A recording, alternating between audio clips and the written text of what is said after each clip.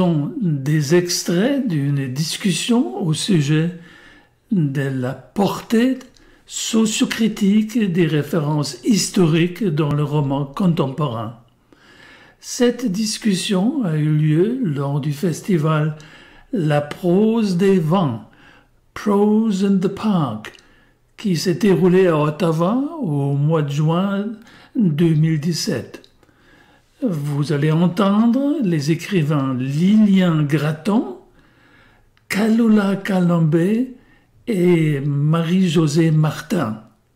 Voici Éric Charlebois qui anime le débat. Est-ce qu'on parle à juste titre de roman historique en 2017 ou est-ce qu'on devrait plutôt considérer le genre que serait le roman social? Tu m'as vraiment fait réfléchir en posant cette question-là. Je n'avais jamais vu mon roman justement comme quelque chose d'historique, mais je pense qu'effectivement, tu as raison qu'on peut difficilement dissocier l'histoire de l'aspect social et quand on traite d'une société, c'est toujours à une période donnée.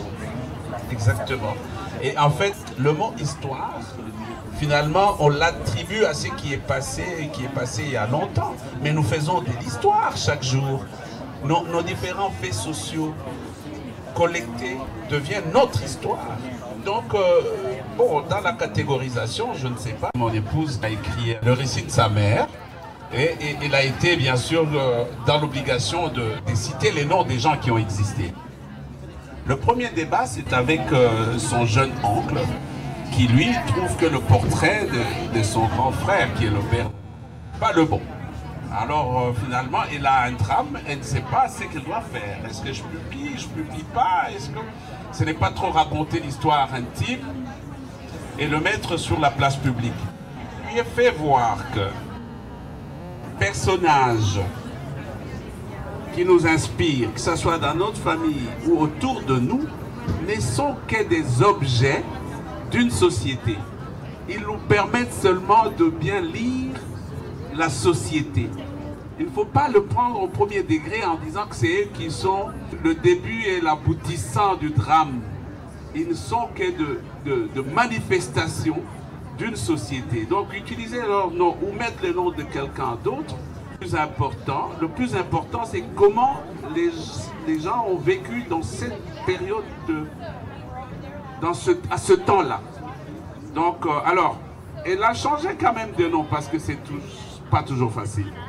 Et finalement, tous ces amis du quartier qui ont lu le livre, ils ont donné les vrais noms sur chacun des personnes qui étaient en camouflage. Ouais, c'est dangereux, hein? Les gens se voient toujours dans ce qu'on écrit. Je sais pas pourquoi, mais même quand on écrit de la fiction, les gens vont dire « Ouais, mais c'est d'un tel ou d'une telle que tu parles. » Dans un jour, ils entendront mes silences. Une des choses que, par exemple, j'ai faites, c'est que je voulais pas nommer un lieu géographique précis. C'est dans une région, on reconnaît la région, mais j'ai pas nommé un village ou une ville, même si moi j'en avais un en tête, et c'était pour éviter qu'on me reproche « Oui, mais c'est pas tout à fait comme ça. » La fiction peut-elle précéder ce qui adviendra?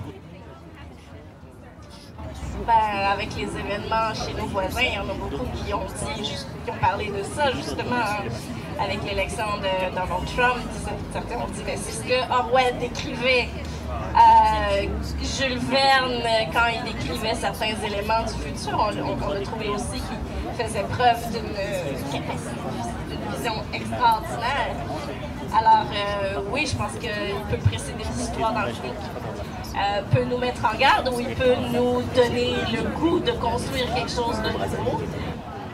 Oui, je pense effectivement que la réflexion peut précéder l'histoire, c'est-à-dire les projections. Alors, les gens font des projections, pourquoi? Parce que c'est un spectre de possibilités.